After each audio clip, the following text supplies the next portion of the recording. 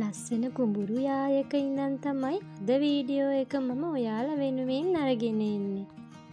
අපේ කුඹුරේ පැල ළඟ තිබුණු ගල් කෑලි 3ක් ලං කරලා එහෙන් මෙහෙන් හොයාගත්ත කෝටු දර කෑලි ටිකකින් ලිප අවුලවලා කේතෙලෙත් ලිපේ තියාගත්තා. කුඹුරේ වැඩ කරන අයට දවල් කෑමට බතුත් අරගෙන මම ආවේ හවස් වෙනකම්ම අද කුඹුරට වෙලා ඉන්න. මේ අද ගේන වීඩියෝ එකෙන් අපේ මේ සැරේ කුඹුරු වැඩ වගේම ගිය සැරේ කුඹුරු වැඩ කරපු විදිහත් එකම වීඩියෝ එකකින් තමයි ඔයාලට අරගෙන එන්නේ. මොකද පහුගිය කාලේ මුළු ලංකාවටම බලපාපු දිත්තා සුලිකුණාටු ආපදා තත්ත්වයෙන් හැම කෙනාගේම කුඹුරු අස්වැන්නේ ලොකු වෙනසක් තිබුණා. ඒ කියන්නේ ලොකුම ලොකු අඩුවක් තිබුණා. අස්වැනු ගොඩාක් අඩුයි. අපිටත් ඉතින් ඒක ඒ විදිහටම බලපෑවා. මේ ආපදාවට කලින් අපේ කුඹුර තිබුණ හැටි ඉතින් බලන්නකො. ගොඩාක් ලස්සනට හොඳට කුඹුර හැදලා තිබුණා. එකම යායට කහ පාටටම කුඹුර පැහිලා තිබුණා. හැබැයි මේ සැරේ නම් එහෙම වුණේ නැහැ. මොකද අපේ කුඹුරු පැත්තටත් ගම් වතුර ඇවිල්ලා ඒ කුඹුරු ලියඩි ඔක්කොම වතුරෙන් යට වුණා. ඉතින් ඒ නිසා ඒ ලියඩි කුණු වුණා. කුණු වෙලා පැනින් පැන තමයි ගොයම් තිබුණේ. පස්සේ චූටි ගොයම් පැල හැදුවත් ඒවා එක ගානටම ලොකු වෙලා එක වෙලාවක පැහුන්නේ නැහැ. ඒ නිසා ඉතින් මේ විදිහට එක යායකටම කපා ගන්න මේ සැරේ නම් අපිට හම්බ වුණේ නැහැ.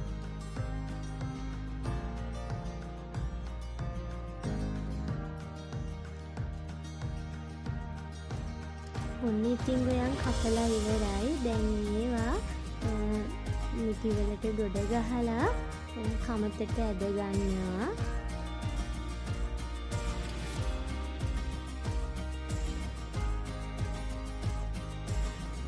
අද ගොඩක් අවුව සැර දවසක්.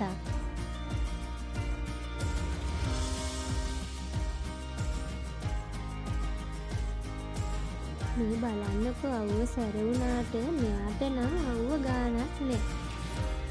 ඒ කාලේ නම් අපේ චූටි බබාගේ කොණ්ඩෙත් කොටයි. හැබැයි දැන් නම් ටිකක් එක්කලා තියෙන්නේ.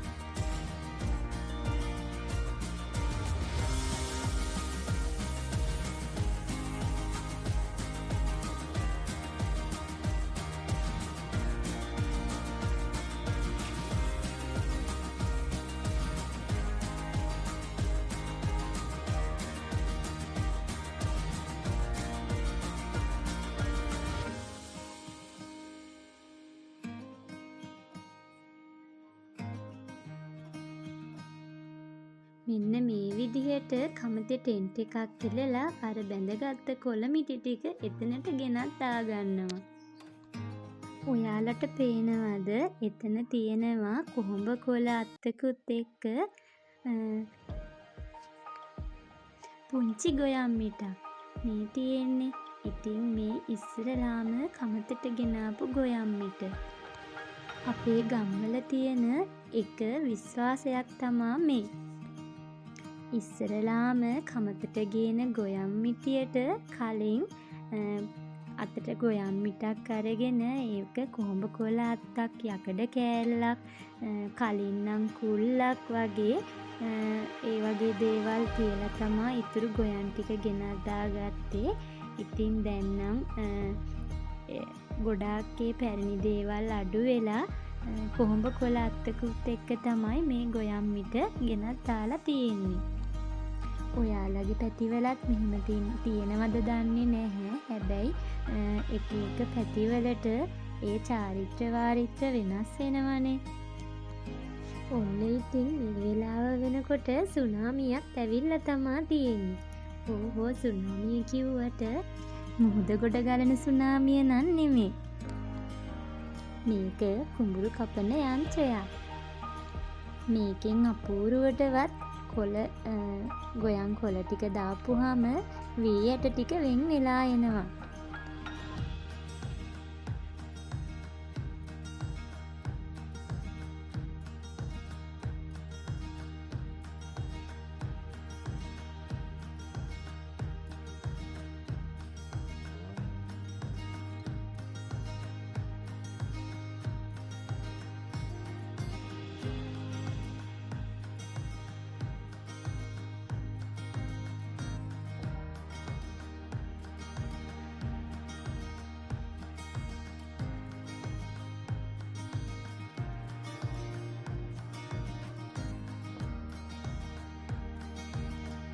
බලන්නකෝ මං අර කියපු සුනාමියට අර විදිහට කොළ ටික මේ පැත්තෙන් දාපුවාම වී යට ටික මෙන්න මේ විදිහට වෙන් වෙලා එනවා.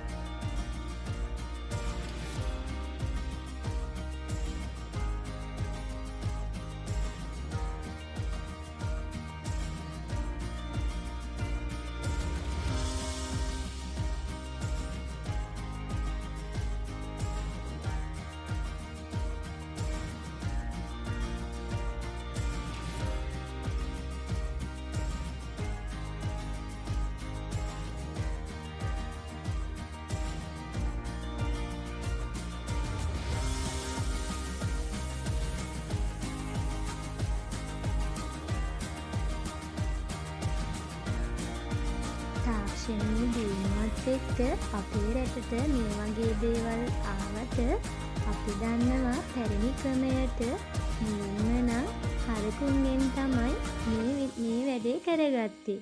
කමතට ගොයම් දාලා හරක් දෙන්නෙක් ගොයම් ඒ කොළමිටි වටේම එයාලව දක්කවලා එයාලගේ කකුල් වලින් පාගවලා තමයි වී යට ටික වෙන් කරව ගත්තේ. පස්සේ සුළං හමන දිසාව බලලා ඒ පැත්තට කුල්ල අරගෙන සුළං වලට අල්ලලා තමයි බොල් ඇට ටිකයි හොඳ වී ටිකයි වෙන් කරව ගත්තේ. ඊට පහු කාලීනව ලොකු ට්‍රැක්ටර් මාර්ගෙන් ගොයන් ටික තලලා වී ඇට ටික වෙන් කරව ගත්තා.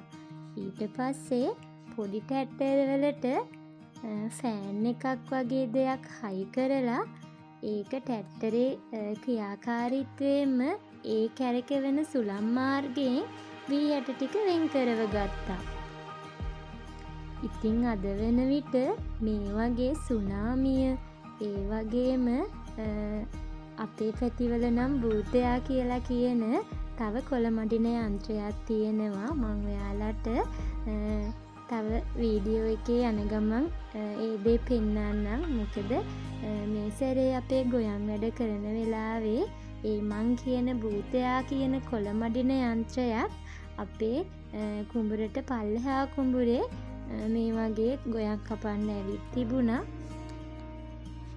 ඉතින් අපේ වී ගොයම් වෙන් කරව ගන්න වී අස්වැන්න ලබා ගන්න අතීතයේ ඉඳන් මේ වෙනකොට තාක්ෂණයේ දියුණුවත් එක්ක මේ වගේ යාන්ත්‍රික දේවල් නිර්මාණය වෙලා තියෙනවා. මේ තියෙන්නේ ආපදාවට කලින් අපේ වී අස්වැන්න. මම ඔයාලට වීඩියෝ එකේ පහළට යනකොට පෙන්නන්නම්කෝ ආපදාවට පස්සේ අපේ වී අස්වැන්න.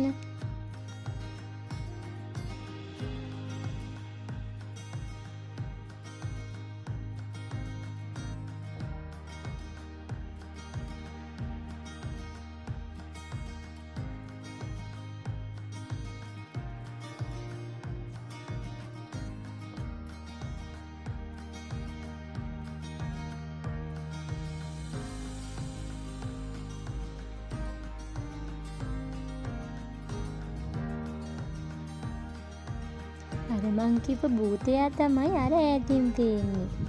මේකත් සුනාමිය වගේම තවත් කොළ මඩින යන්ත්‍රයක්. මේ වීඩියෝ එක අර පරණ වීඩියෝ එක නෙමෙයි. මේ අලුත් දවසක්. අලුත් වර්ෂයක්. මොකද ආපදාවට පස්සේ අපේ ගොයම් කපපු දවස තමයි මේ.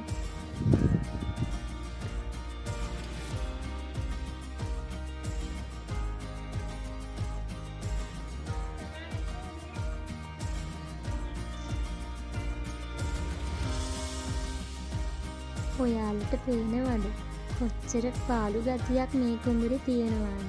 මොකද ගොයම් ළඟ ළඟ තිබුණේ නැහැ.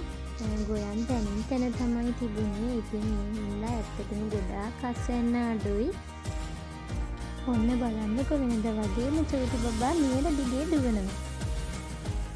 ඔන්න පොඩ්ඩ ටිකක් දික් වෙලා මම කිව්වේ.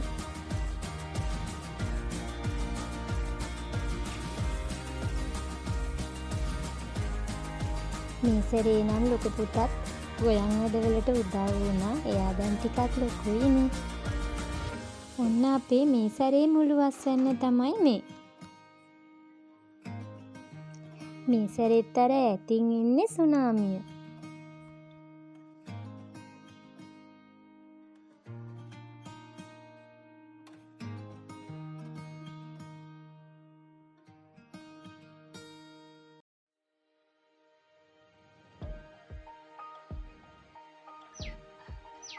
දැන් නම් ටිකක් හවස් වෙලා ඉර බැහැගෙන යන්නත් ළඟයි. ඇහෙනවද කුරුල්ලෝ කෑ ගහනවා. අර පොල් ගස් පැත්ත රත්තරන් පාටට පේන්නේ ඉර බැහැගෙන යන පාට. මෙන්න මේ සැරේ සුනාමියේ වැඩ කරපු හැටි.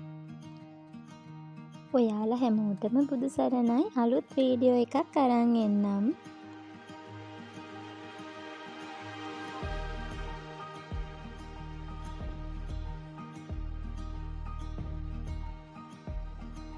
මේ ළමයි මේ සැරේ අපේ වී අස්වැන්න.